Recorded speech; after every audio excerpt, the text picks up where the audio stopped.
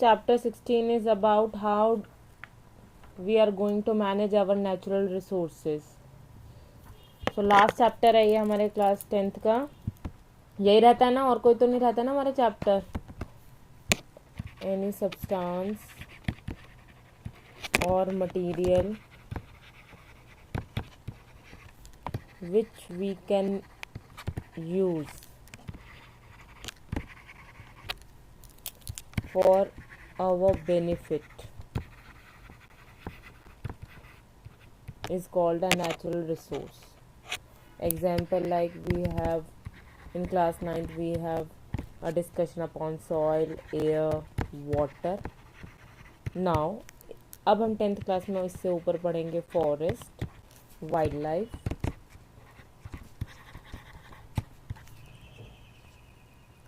Core and petroleum. इसके बारे में किस तरह से हम इन्हें यूज़ करते हैं, किस तरह से हमें इन्हें देखना चाहिए और किस तरीके से हमें इनको कंजर्व करना चाहिए, सो दैट आप सोशल में पढ़ते हो that a sustainable development can take place. So we should use these natural resources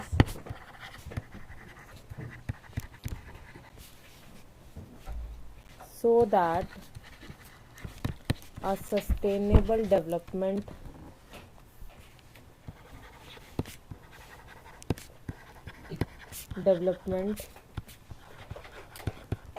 can take place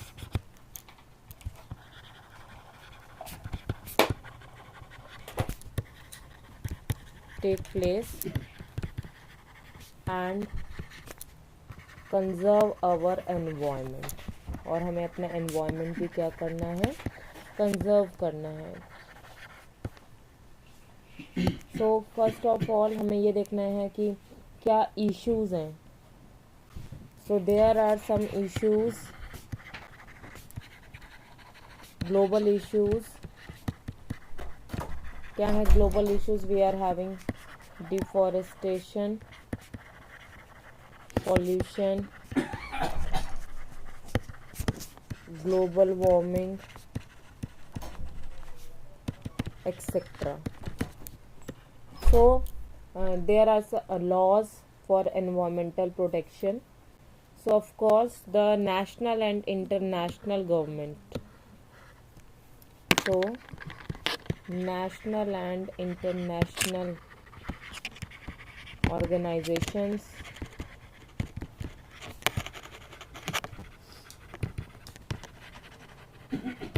are working for protecting our environment. Of course आपने देखा होगा इतने सारे ग्रुप्स हैं जो गवर्नमेंट के थ्रू चलते हैं, जो प्रोटेक्ट करते हैं, चाहे वो आपके पास वाइल्ड लाइफ से एसोसिएटेड क्या है, पीटा ग्रुप है जो एनिमल्स के कंजर्व करता है. So there are groups which are protecting, some are protecting forest, some are protecting animals, some are protecting the water bodies. तो इसी तरह से जो हमारा रिसेंट है जो हमने चलाया है, दैट वाज गंगा के लिए चलाया था, गंगा एक्शन प्लान, जिसका शॉर्ट फॉर्म है gap.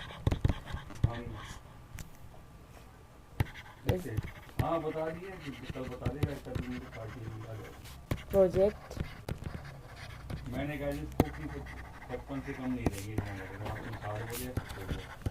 which came about in 1980. ठीक है, because the quality of water in Ganga is so degraded that it was considered unfit for drinking. मतलब इतना ज़्यादा डिग्रेड हो गया था. सो उसका एग्जाम्पल कैसे है, बिकॉज एक तरह का बैक्टीरिया होता है, ये हेडिंग है, इम्पॉर्टेंट है, इसको याद रखिएगा। कॉलीफॉर्म, कि जिस पानी में ये ग्रुप का बैक्टीरिया मिलता है, coliform is a group of bacteria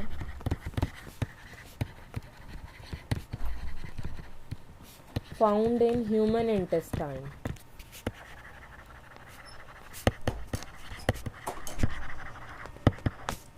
And if its presence is indicated, अगर इसकी प्रेजेंस किसी वाटर बॉडी में, if its presence is there in any water body, that means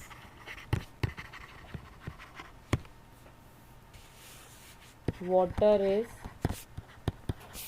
contaminated by disease causing microbes. Of course, as ये intestine में bacteria present है, और अगर ये पानी में प्रेजेंट है, इसका मतलब as it indicates that water is contaminated by human facial matter, means human के वेस्ट से वो पानी जो है वो कंटामिनेट हो चुका, तभी वो ह्यूमन के वेस्ट से वो बैक्टीरिया उस वाटर बॉडी में प्रेजेंट है।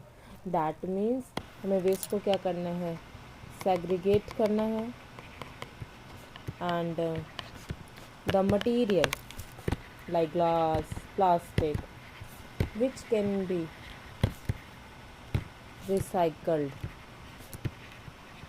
should not be dumped along with other waste. Of course, metal हुआ, plastic हुआ, glass हुआ. Next is reuse.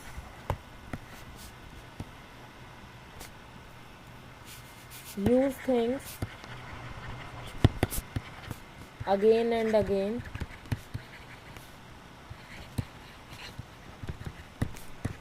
instead of throwing. फेंकने की बजाय ये ज़्यादा बेटर ऑप्शन है than recycle. Like we are having bottles, we are having glass jars, so we can use them again and again rather than of throwing away. Fourth is sorry refuse. जैसे plastic bag का सबसे best example है. Say no to things people offer you that you do. हाँ, of course, ठीक है ना. Example like best example is of polythene bags. ठीक है. डिस्पोजेबल मटेरियल जो होते हैं, डिस्पोजेबल जो हमारी प्लेट्स वगैरह होती हैं, वो भी हमारा प्लास्टिक मटेरियल ही है. वो भी नॉन बायोडिग्रेडेबल होता है, और बर्न करेंगे तो उससे भी टॉक्सिक गैस निकलती है. ठीक है. Next is repurpose.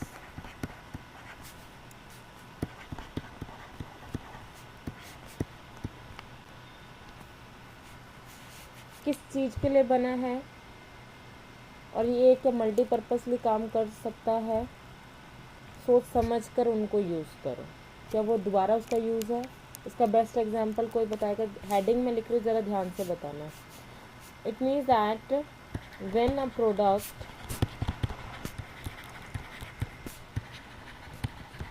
Can no more B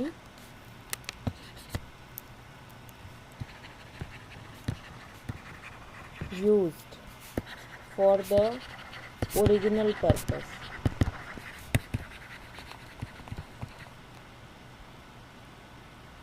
So think carefully. बता सकते हो कोई भी ऐसा example?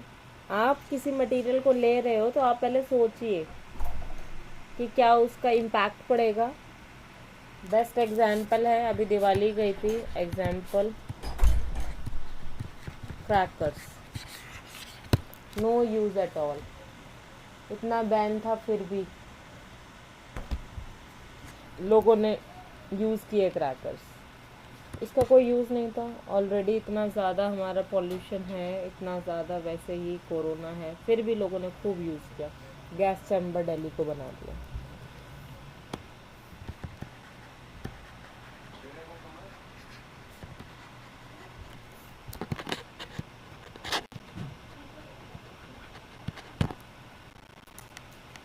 Why?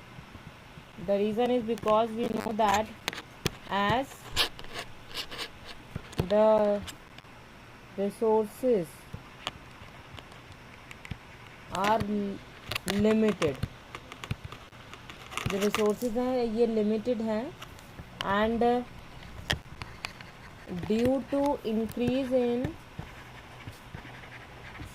human population, of course human population is increasing, though as because अब डेथ रेट कम हो चुकी है, so of course there is an increase in human population, so there is a great demand for energy, चाहे वो किसी भी area में है, energy at N exponential means power form में, मीन्स अगर 1 है तो 1 रेज टू द पावर कुछ, एक्सपोनेंशियल मतलब उसका डबल या ट्रिपल पावर फॉर्म में हमें एनर्जी चाहिए। And sustainable development is required as, sustainable development आप अपना पहले भी पढ़ चुके हो, is meeting the current needs, current needs जो हैं उन्हें मीट करना, as well as preserving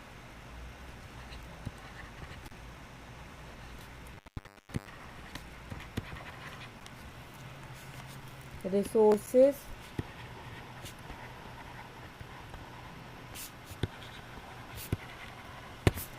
for the needs of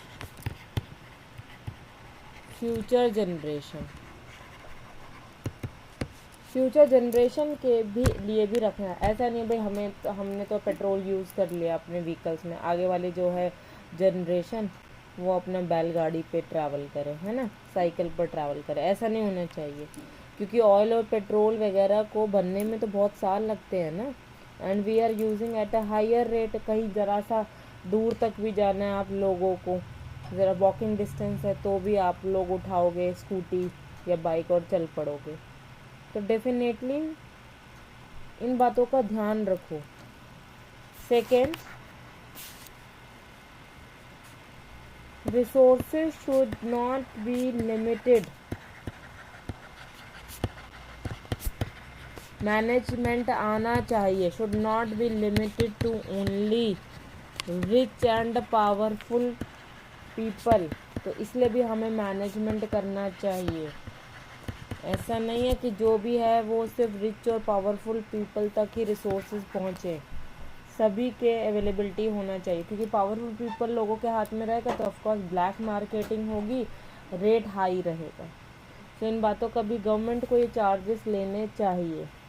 next,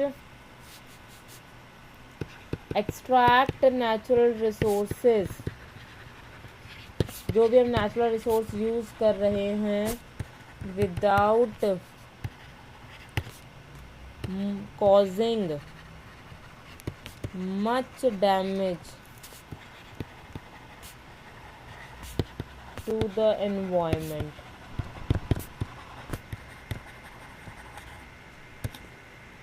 So we should think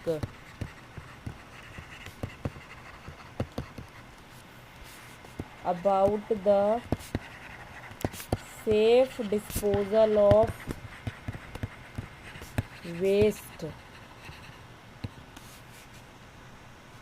to, अगर हम कोई चीज़ एक्सट्रैक्ट कर रहे हैं, मान लो माइनिंग के ड्यूरिंग हम कोल वगैरह एक्सट्रैक्ट कर रहे हैं, मेटल एक्सट्रैक्शंस में वेस्ट बहुत रिलीज़ होता है, तो जब हम एक्सट्रैक्शन करते हैं, इस साल तो आपका एक्सट्रैक्शन ऑफ मेटल कोर्स में था नहीं तो उसमें पढ़ाते हैं रिफाइनिंग वगैरह, उसमें बहुत वेस्ट आता है साथ में जब हम एक्सट्रैक्शन प्रोसेस करते, तो हमें उस वेस्ट का सेफ डिस्पोजल भी करना आना चाहिए। सो दीज आएंगे। ऑफ कोर्स वाइल्ड लाइफ पे भी हंटिंग होती है, पोचिंग, तो forest and wildlife, of course they are, forest जो हैं हमारे are the biodiversity hotspots. What is the meaning of biodiversity hotspot means? It means variety of flora and fauna is found. So if there is any disturbance,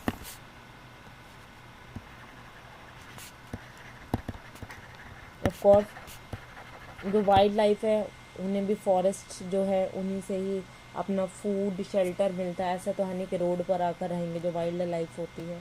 तो अगर forest कम होते जा रहे हैं तो definitely wildlife is definitely going to disturb. So if there is any disturbance then there will be a great loss of biodiversity.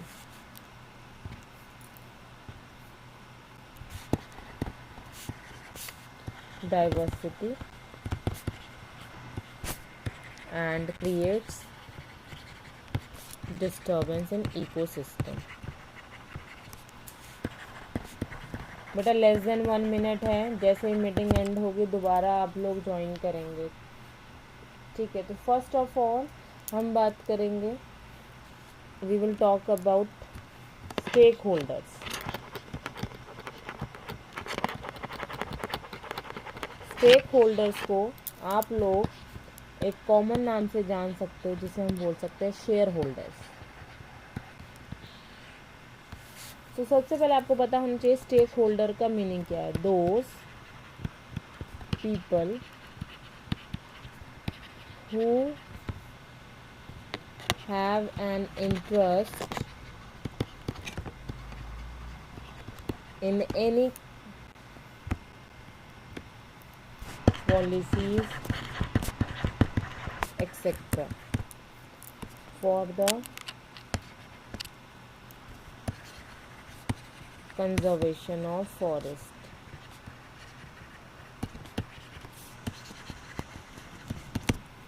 Next is, third is industrialist. Of course they play an important role, और सबसे ज़्यादा नुकसान भी industrialist ही पहुंचाते हैं। They have a great interest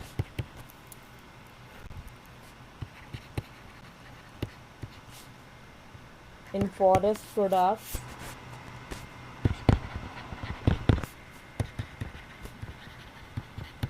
for their industries. Example like timber, wood for timber industries, उन्हें wood चाहिए होता है timber industries के लिए। एंड एक और जो आता है तेंदू लीव्स फॉर मेकिंग, जो सिगरेट का एक छोटा फॉर्म होता है बीडीज, इनकी भी बहुत बड़ी इंडस्ट्रीज है। So they have a great interest for the industries. सो सभी को अपना कोई ना कोई बेनिफिट जो है वो फॉरेस्ट से दिख रहा है। नेक्स्ट इज लास्ट वन, जो बिना किसी बेनिफिट के अपना इंटरेस्ट दिखाते हैं, and they are wildlife activist और वी कैन NGOs हम जिन्हें बोलते हैं सोशल वर्कर्स, उनको अपना कोई बेनिफिट नहीं देखना होता है। These are natural enthusiasts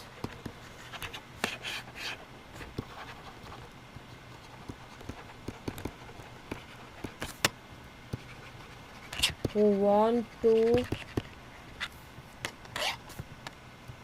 conserve nature in its pristine form। pristine का मतलब क्या होता है? Pure form. So these are